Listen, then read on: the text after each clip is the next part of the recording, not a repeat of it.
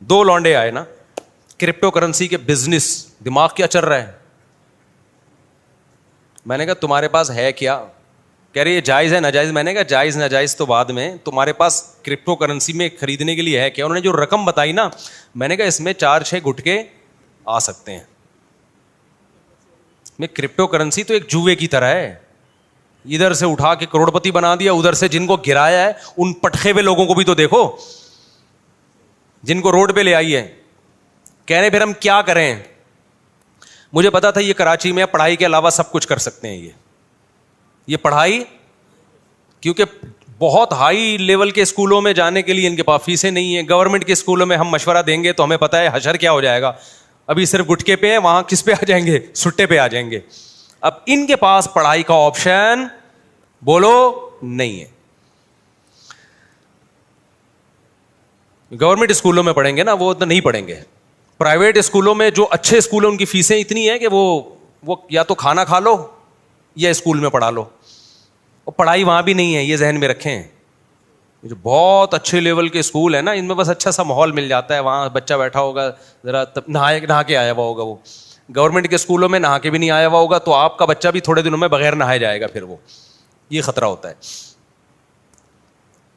باقی پھر جو پرائیویٹ اسکولوں کا رزلٹ اتنا اچھا آتا ہے, وہ لیتے ہی سلیکٹڈ بچوں کو ہیں جو پہلے سے اچھے ہوتے ہیں, اچھے خاندانوں کے ہوتے ہیں, وہ سارے پڑھے لکھے ہوتے ہیں اور ان کے گھر میں پڑھائی کا بہت اچھا انتظام ہوتا ہے, تو وہ پڑھتے اپنی ہی قابلیت پر ہیں. سمجھتا ہے کہ نہیں سمجھتا؟ میرے 2 بیٹے ابھی ماشاءاللہ, ایک نے حفظ کر لیا, دوسرا بھی نہیں ہو رہا اس سے. تو میں نے کہا نہیں ہو رہا, چھوڑ دے بس. تو وہ ہم نے 8ویں کا امتحان دلوایا, 7ویں کا وہ پاس کر لیا انہوں نے, حالانکہ اسکول میں تو ہم نے پڑھایا نہیں ہے. وجہ کیا ہے کہ ان کے کزن نے پڑھایا ان کو, میرے بھانجے نے, تو وہ تو حفظ کے ساتھ انہوں نے کیا کر لیا.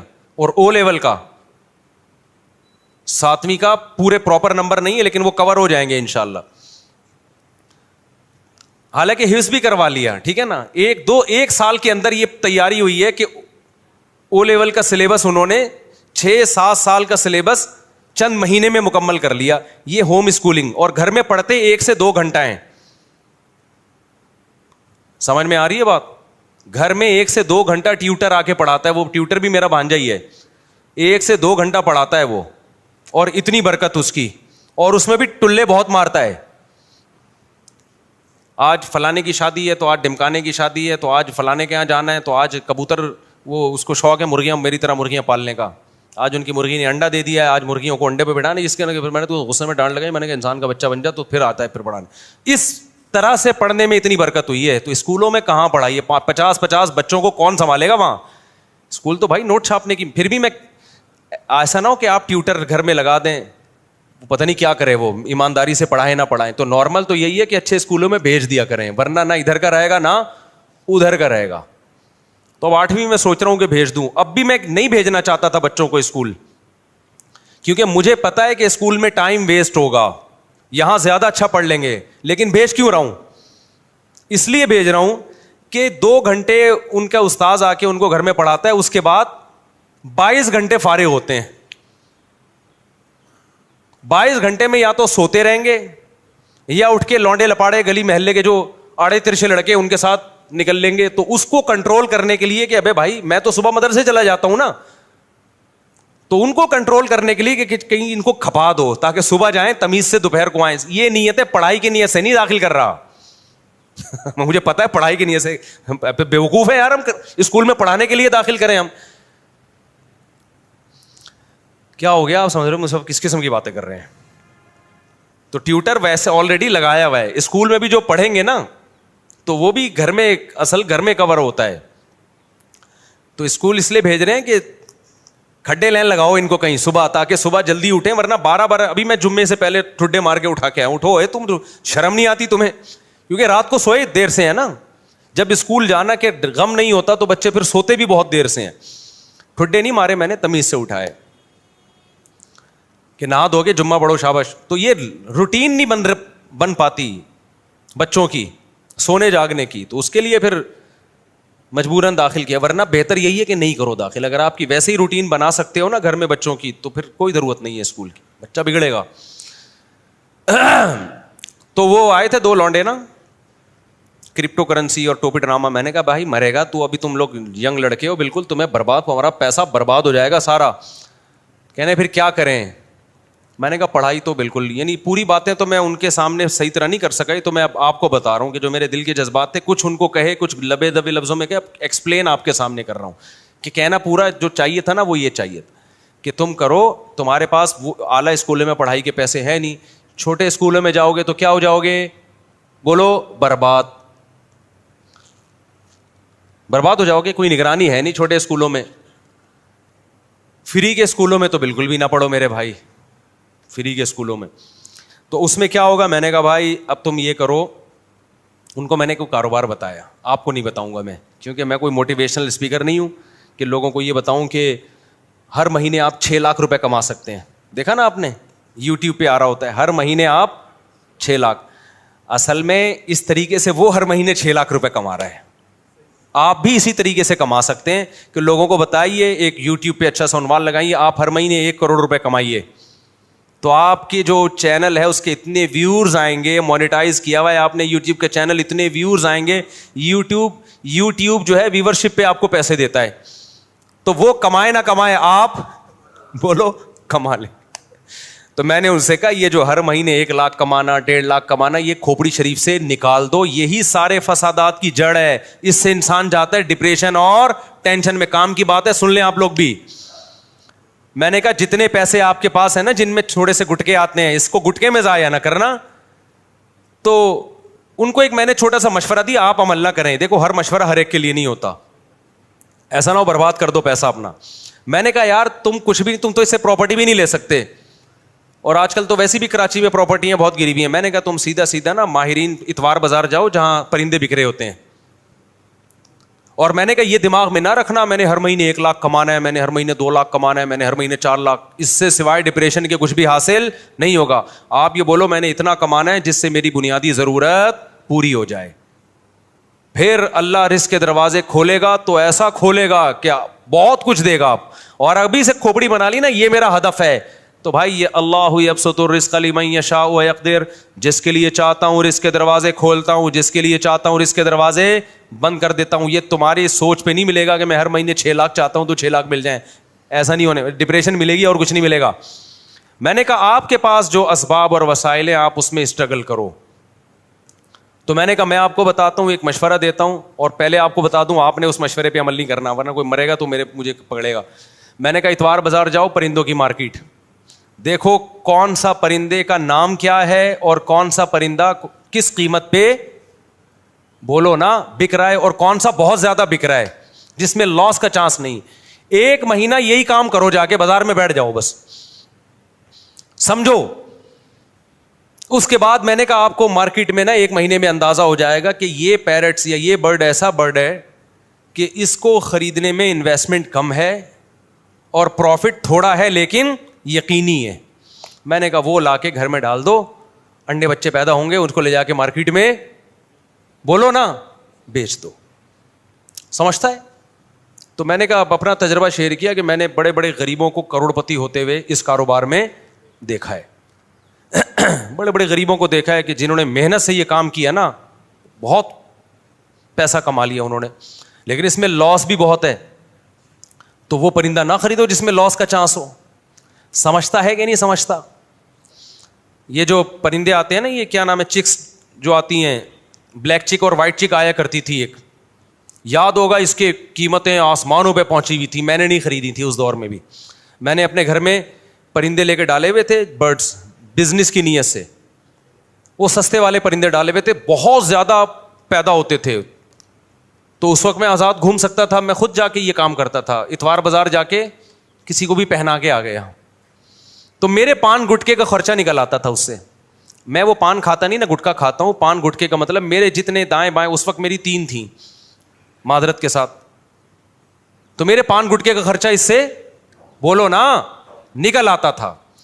हमारे दोस्त ने किया, मुफ्ती साहब ये क्या कर रहे हो यार, ये आप सस्ते वाले चिक्स लिए भी आपने, ब्लैक चिक और वाइट चिक लो, उससे ये होगा कि एक जोड़ा 5-6 हज़ार का बिकेगा, और जब 100 बेचेंगे तो 5,000 को 100 से आप ज़रब दें, तो देखो फलाने गाड़ी खरीद ली फलाने। मैंने कहा भाई ये मसनूई चीज़ है, تو انہوں نے کیا کیا, کئی لاکھ روپے کا سیٹ اپ ڈالا, بلیک چک اور وائٹ چک کے انڈے بچے دے دنا دن ایک دم گئے, اتنا پیسہ آنا شروع ہوا.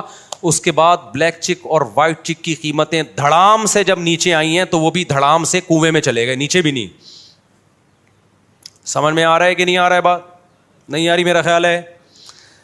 تو یہ جو جب آپ دماغ بنا لیتے ہو نا کہ ہر مہینے منتھلی اتنا, اور پھر کچھ موٹیویشنل اسپیکر جو بے وقوف ترین ہے وہ آپ کو الو بھی بنا رہے ہوتے ہیں, تو وہ آپ الو بن جاتے ہو. تو اللہ رزق اللہ کے ہاتھ میں بھائی. آپ حدیث میں آتا ہے نبی صلی اللہ علیہ وسلم نے فرمایا, نبی صلی اللہ علیہ وسلم کو جب 2 چیزوں میں سے اختیار دیا جاتا تھا نا, آپشن ہوتا تھا آپ کے پاس, ہمیشہ وہ آپشن اختیار کرتے جس میں نفع بے شک کم ہو لیکن نقصان کا اندیشہ نہ ہو, رسک نہ ہو اس میں. ہمارا نوجوان رسک لے کے پیسے نوٹ چھاپنے کی کوشش کرتا ہے. سمجھتے ہو کہ نہیں سمجھتے ہو؟ تو میں نے دیکھا ہے جو زیادہ کاروبار کی باتیں کرتے ہیں نا وہ کاروبار کرتے نہیں ہیں, اور جو کرتے ہیں وہ باتیں نہیں کرتے, وہ مارکیٹ میں جا کے بیٹھ جاتے ہیں. میں نے ایسے ایسے لوگوں کو دیکھا ہے تھوڑے تھوڑے پیسوں پہ انہوں نے بزنس کیا اور اللہ نے کروڑ پتی بنا دیا. اچھا وہ 2 لونڈے آئے تھے کراچی کے, وہ یہ بھی پوچھ رہے تھے مجھ صاحب ہم بڑی انویسٹمنٹ کے لیے ادھار لینا چاہتے ہیں کسی سے, تو ہم چاہتے ہیں کہ ادھار. میں نے کہا یہ حماقت کبھی نہ کرنا, جتنے پیسے تمہاری جیب میں ہے اس سے شروع کرو, ادھار کبھی بھی بولو مت لو, ورنہ یہ ہوگا کہ ایک نئی ٹینشن کھڑی ہو جائے گی. اپنے پیسوں سے جو کام ہوتا ہے وہ محنت کے ساتھ ہوتا ہے, دوسروں کے پیسوں سے جو کام ہوتا ہے میرے بھائی اس میں فری پھوکٹ کے پیسے ملتے ہیں, اس میں کام نہیں ہوتا. جب اپنے پیسوں سے ہوگا نا کہ میرے گٹکے کے پیسے تھے, آج میں گٹکا بچا کے نہیں کھا رہا, گٹکا تڑپ رہی ہے جان, وہ جب انویسٹ کرے گا تو 100 دفعہ سوچے گا, ایسا نہ ہو کہ کل یہ گٹکا بھی جائے, اس سے بھی جاؤں میں. ہمارے نبی صلی اللہ علیہ وسلم نے کیا فرمایا, ایک صحابی آئے, دیکھو یہ ہے بزنس, ایک صحابی آئے بھیک مانگنے کے لیے, آپ نے فرمایا کہ تمہارے پاس کاروبار کے لیے کچھ بھی نہیں ہے, کچھ بھی نہیں تھا ان کے پاس. یہ جو میں نے اس بندے 2 لونڈے لپاڑوں کو مشورہ دیا یہ اسی حدیث سے اخذ ہے. تو آپ نے فرمایا نبی صلی اللہ علیہ وسلم نے جو کچھ گھر میں ہے لے آؤ. آپ نے یہ تھوڑی فرمایا کہ ایسا کرو بزنس کے لیے انویسٹمنٹ چاہیے, انویسٹمنٹ کے لیے پیسہ چاہیے, پیسے کے لیے وسیم بھائی چاہیے جو تمہیں ادھار دے دیں. یار کیا ہو گیا بھائی, اتنی اہم بات کر رہا ہوں آپ سے, یہ باتیں آپ کو بہت سے لوگ اور بھی بتا دیں گے.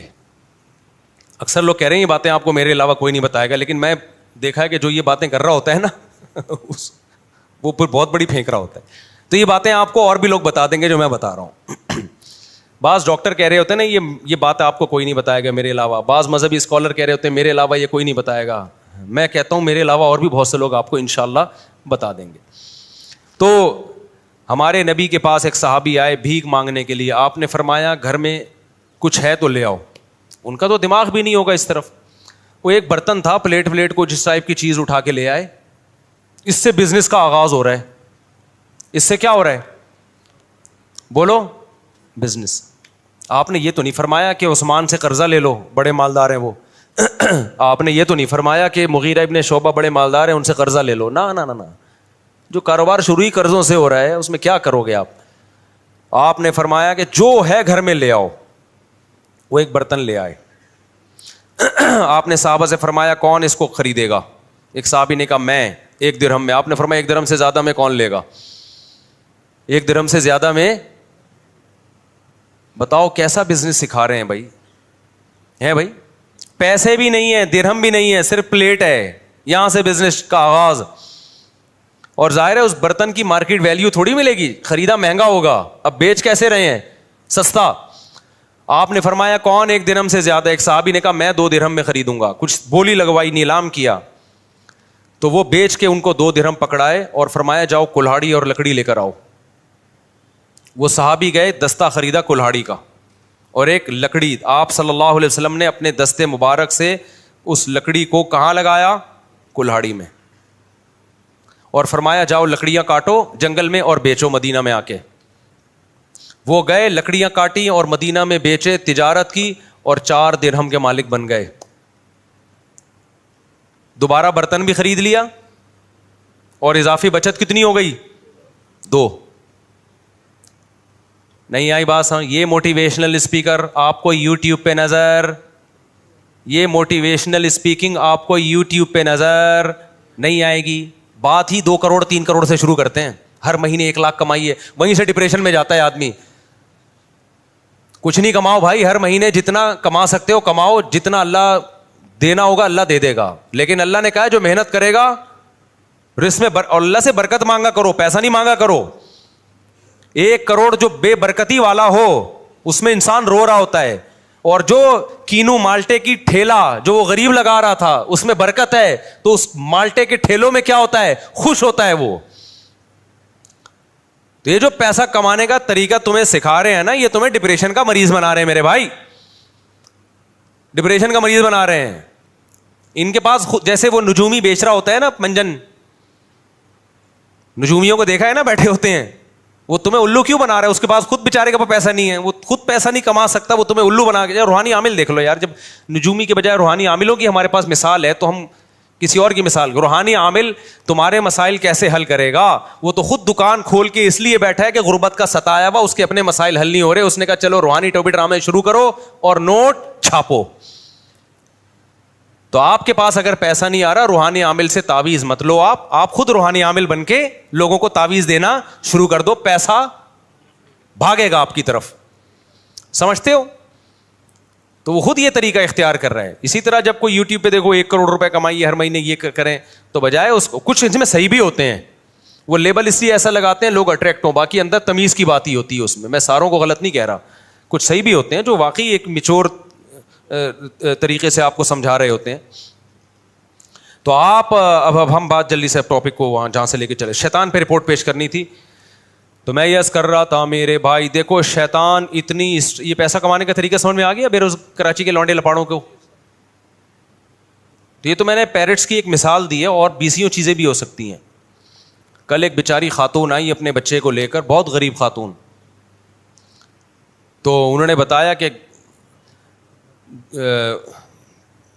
ان کا بیٹا کماتا کیسے ہے, گھر میں گلاب جامن بناتا ہے, اور پتہ نہیں کتنے سارے گلاب جامن بناتا ہے, صبح لے جا کے شام تک بیچ دیتا ہے سارے, اس سے گھر چل رہا ہے پورا.